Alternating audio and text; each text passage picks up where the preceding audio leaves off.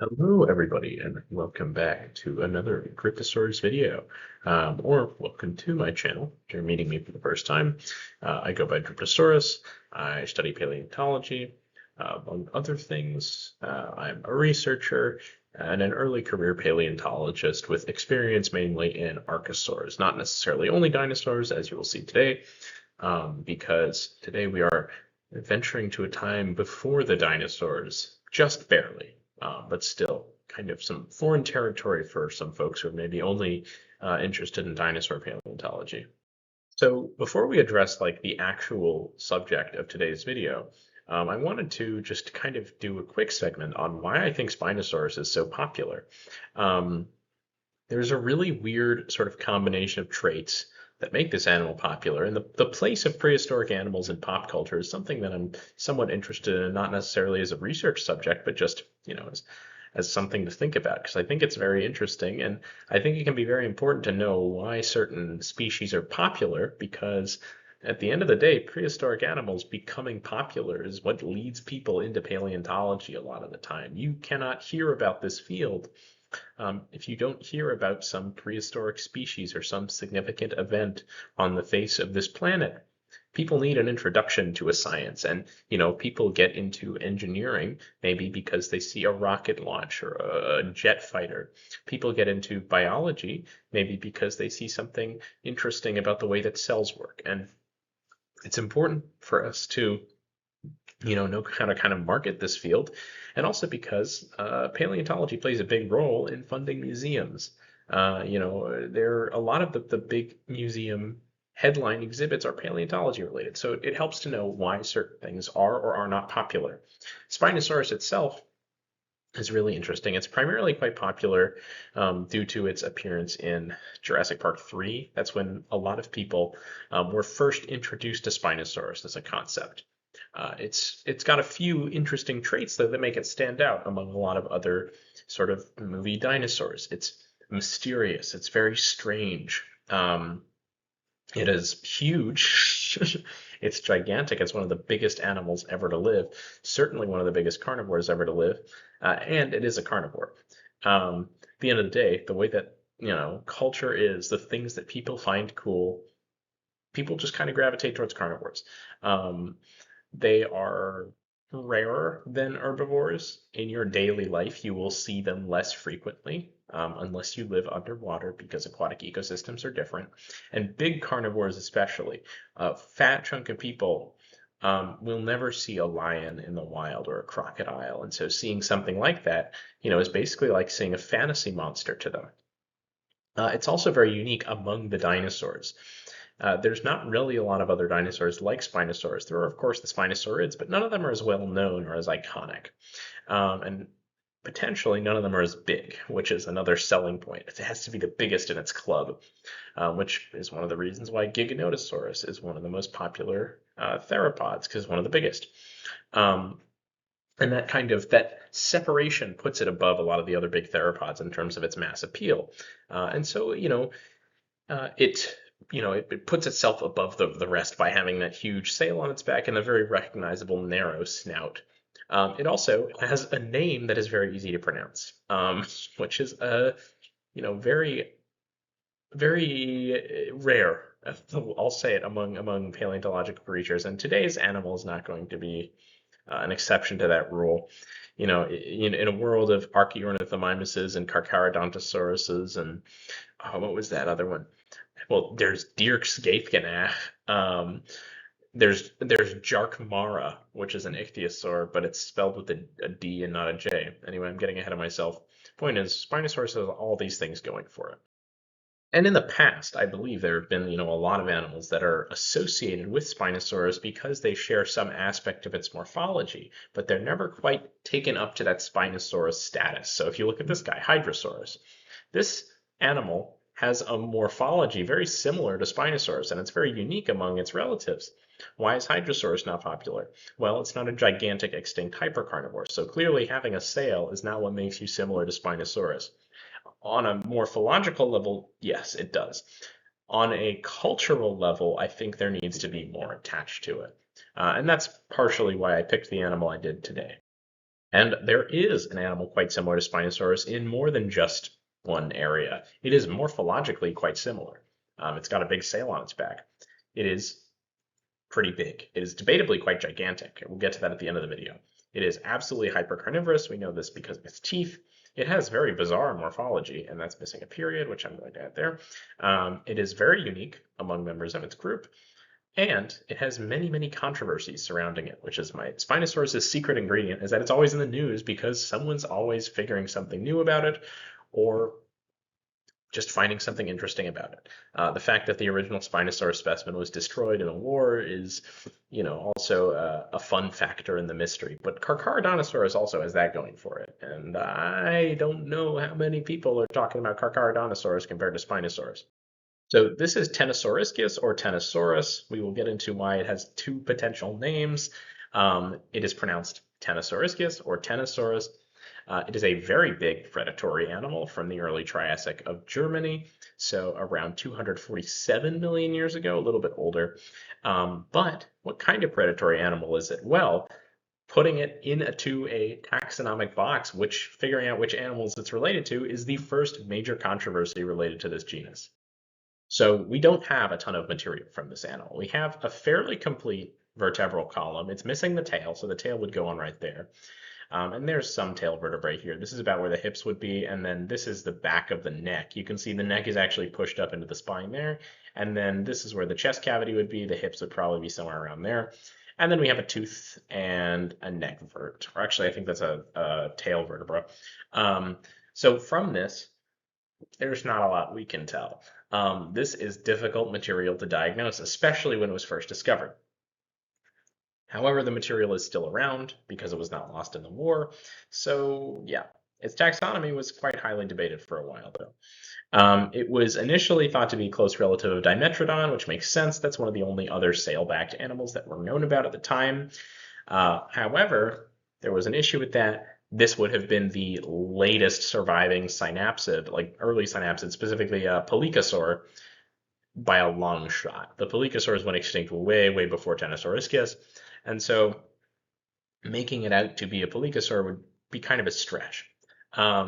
Additionally, the neural spines are a lot flatter. You can see Dimetrodons are very needle-like, whereas Ctenosauriscuses are more flat.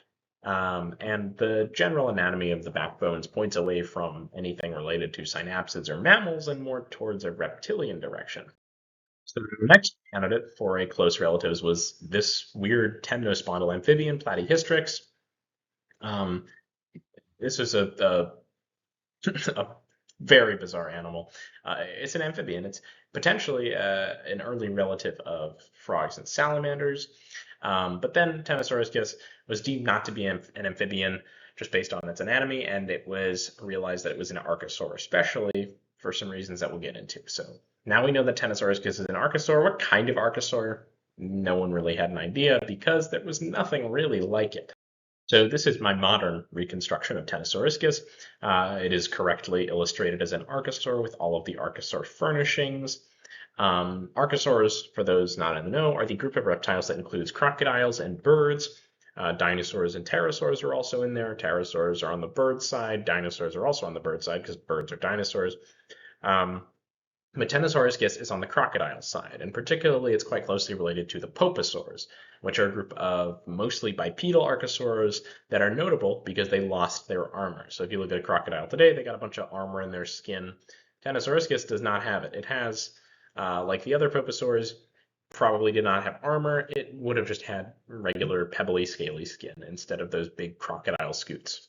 So if we just have the sail, how do we know what it looked like? Well, we have this guy to thank. So this is an animal called Arizonosaurus, and this is another similar situation to Spinosaurus. Arizonosaurus is like the baryonyx to Ctenosauriscus's Spinosaurus. Baryonyx was discovered a little while after Spinosaurus was blown up, and it gave us a better understanding of what this animal would have looked like because it was substantially more complete and it had that characteristic Spinosaurus skull.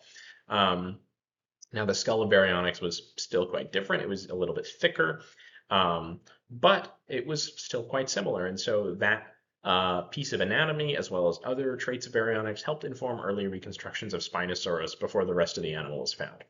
Now, there's obviously a chance that the rest of Ctenosauriscus does not look like the rest of Arizonosaurus, particularly because the sail is quite different, and so the weight would have been distributed differently across the body. It was a little bit more back heavy. Some folks said that it was back heavy enough to be bipedal. I don't buy that for reasons that we'll get into. But in general, Arizonosaurus is kind of the standard for reconstructing members of this group because it's the most complete, just like baryonyx had been for quite a while the standard for reconstructing Spinosaurids. So what's really interesting is Arizonosaurus is surprisingly complete. There's actually, I believe, also a couple limb bones in here. And what is super cool is this potentially will lead to the association of more material with Ctenosauriscus or other Ctenosauricids, because when Arizonosaurus was found, it was the first Ctenosauriscid with articulated hips that were attached to the body.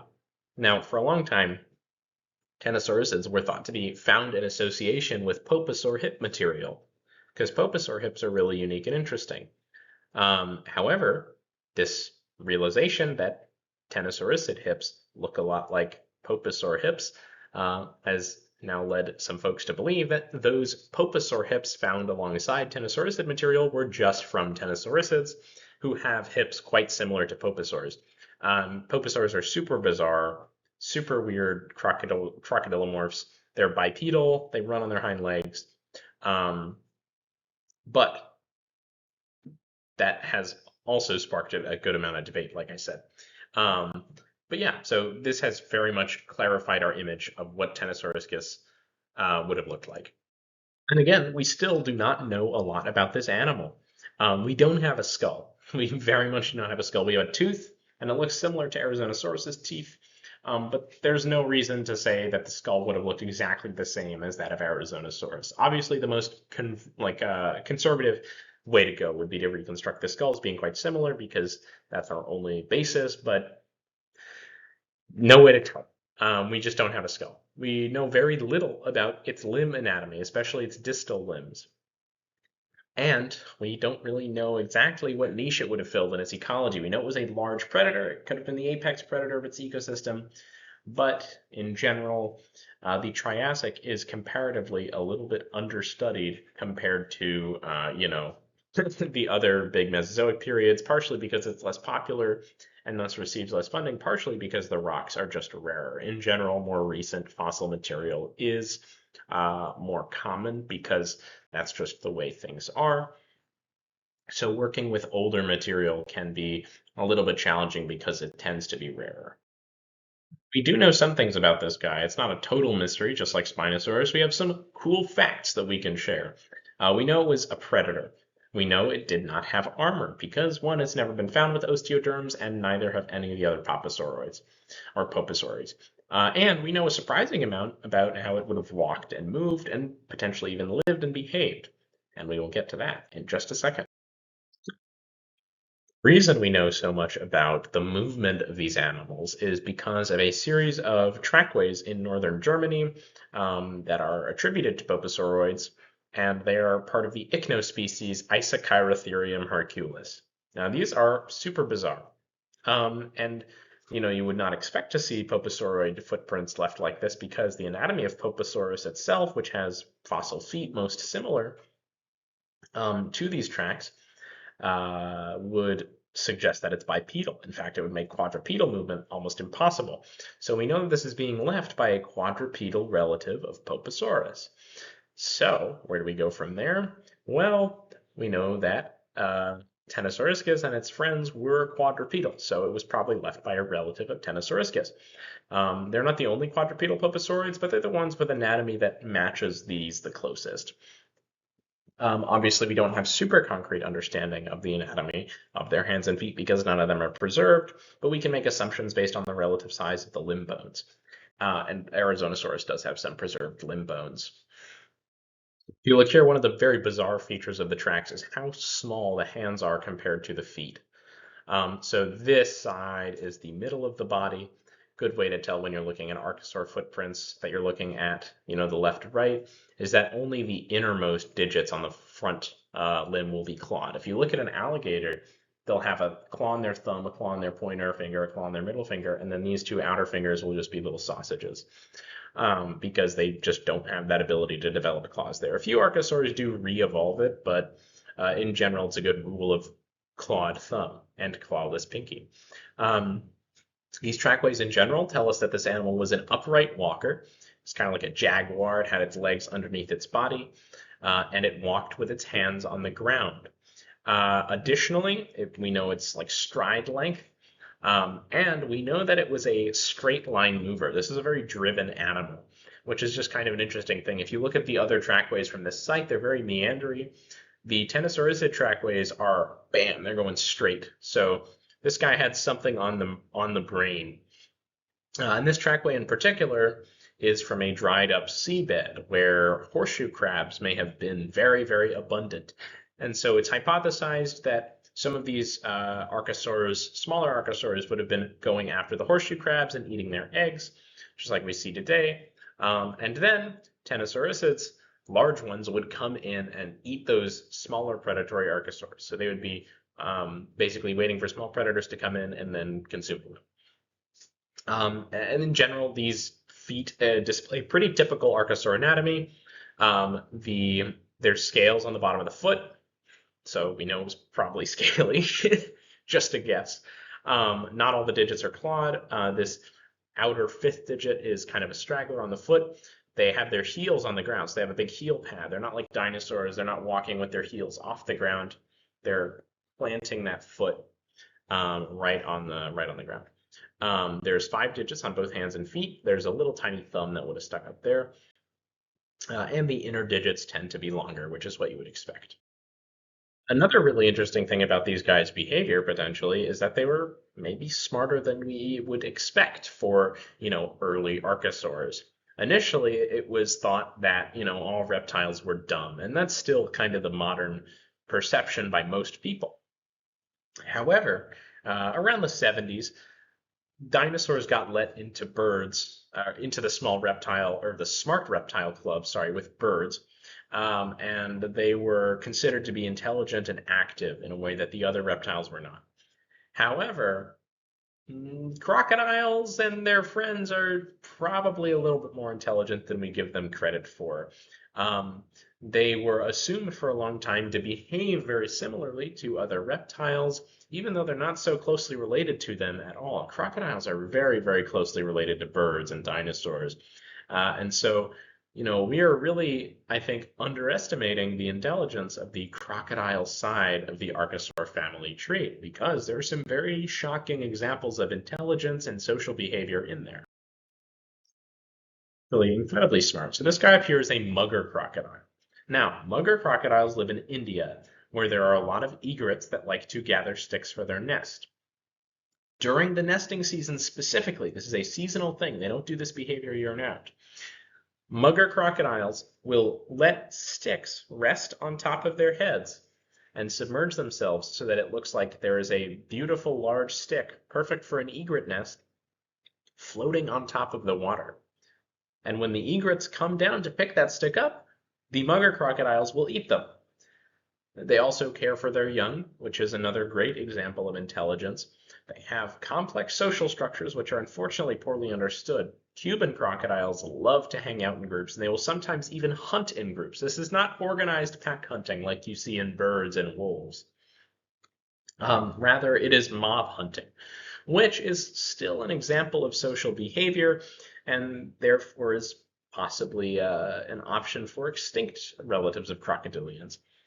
They're also really great at noticing the patterns of prey movement. They're great at noticing habits. This is treading into anecdote, but I was watching an interview with someone who was like a crocodile biologist in Australia, and he was talking about, or maybe it was she, they were talking about saltwater crocodile attacks on campers. And what they said was that every time that someone was attacked by a saltwater crocodile, it would be on the 3rd day of their camp, typically. and they would not have moved from the previous 2 days. They wouldn't move their camp. They would come and they would sit down and camp in the same place 3 days. And what they said was that the croc notices that they're there the first day, watches them the second day, and then sets an ambush the third day. These are very long-term planning animals, and so it's not very, surprising that that ambush predator brain would notice patterns in prey behavior. Knowing where animals go, knowing where, large herbivores come to a water hole, knowing where horseshoe crabs move during different times of the year is going to be very beneficial for an ambush predator. And so that sort of behavior is not necessarily unexpected in living or fossil pseudotsuchians. And indeed, there is a fossil precedent for this sort of social behavior, not necessarily trap setting, that's hard to preserve, but we do have fossil evidence of very early archosaurs, engaging in this sort of behavior. So this guy on the right is Dicuriasuchus, which means, I think, 10 crocodile is the translation of that. And that's because it was found in a group of 10. The fossils were all buried together. And their deposition makes it exceedingly unlikely that they were not alive together and traveling together. The way that they were preserved just suggests that this was a living group of animals, similar to, a herd of Diplodocus that would get wiped out in a landslide.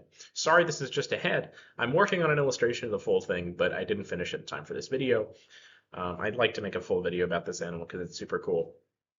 But yeah, so it was found in a group. And there's also trackways of archosaurs in the Triassic that show that they're moving in large groups.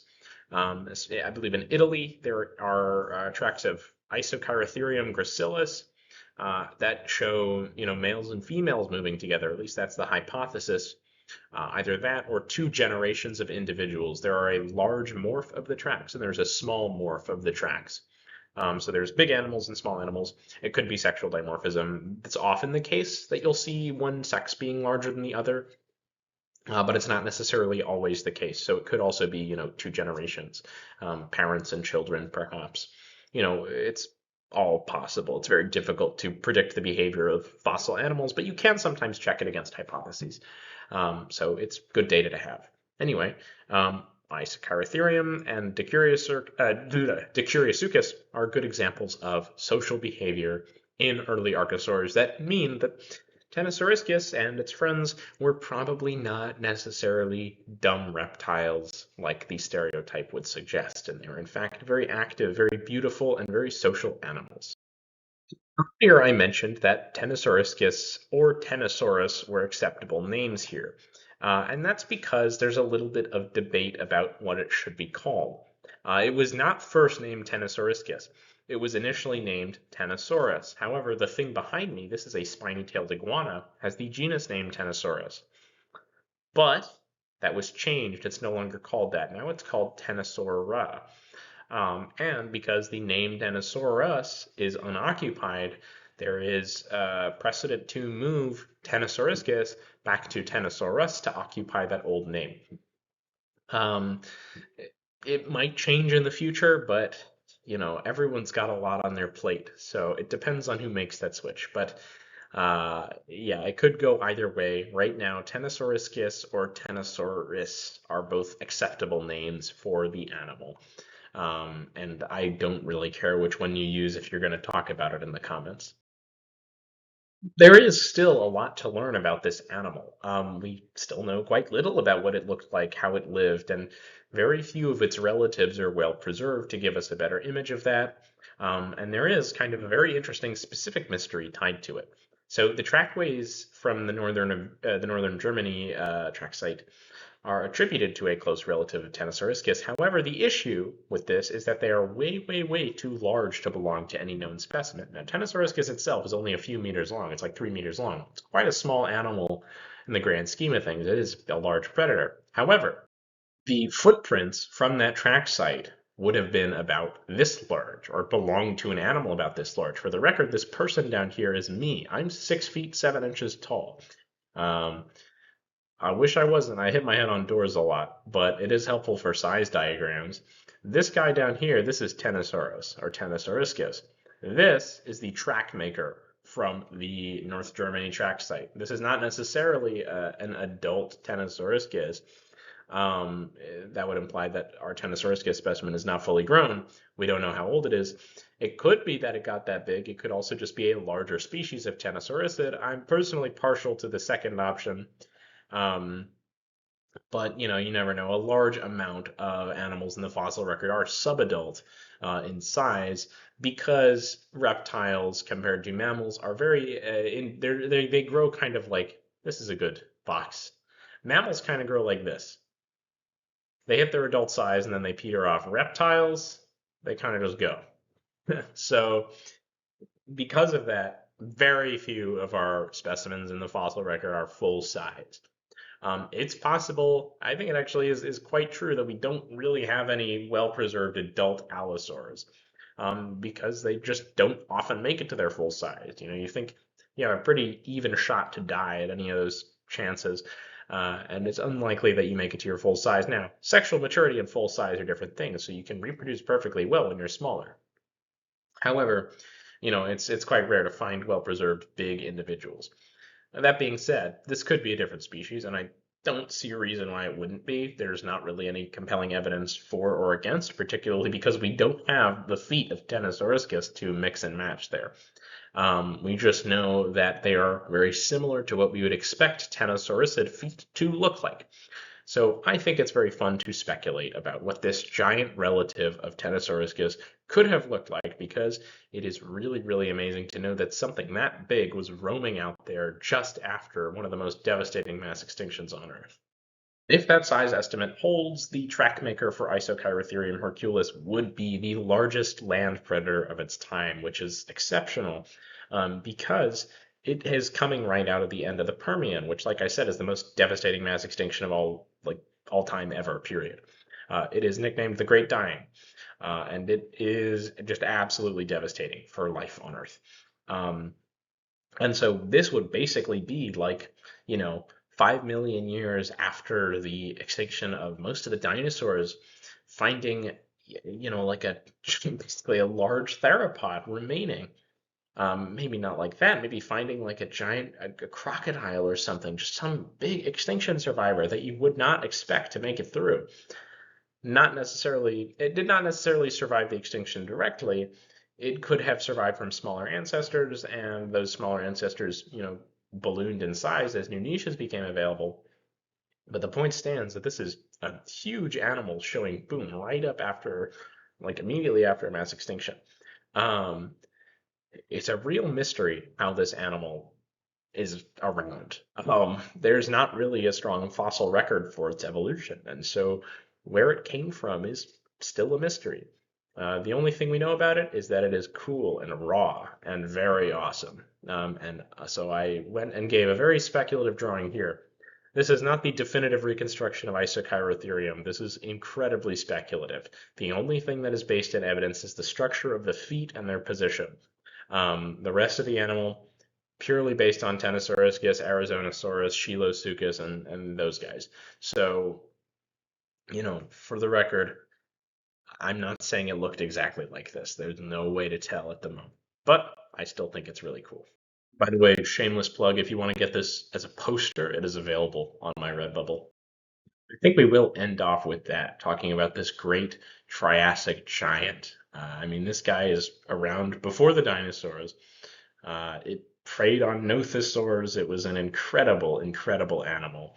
And it's thought that it would have chased smaller archosaurs into this open seabed and snapped them up. It's just a really, really cool animal. So Ctenosauriscus and friends are, I think, very deserving of the title, the original sailbacks. Even if the pelycosaurs were earlier, they are the original sailback reptiles. And they are so, so, so amazing. So thanks all if you made it to the end. If you would like to support, please check out my merchandise store. That way you can get something in exchange for sending me money. I do appreciate when people send me money, which is why I'm going to roll my subscriber screen in just a moment here. But also, if you are not content with merely, getting my thanks and getting, printable PNGs of all my art and stuff, then, you can buy something from me if that makes you more open to it. Anyway, thank you everybody for supporting me and for watching this. I do really appreciate it. And if you made it to the end, thank you one more time. Bye-bye.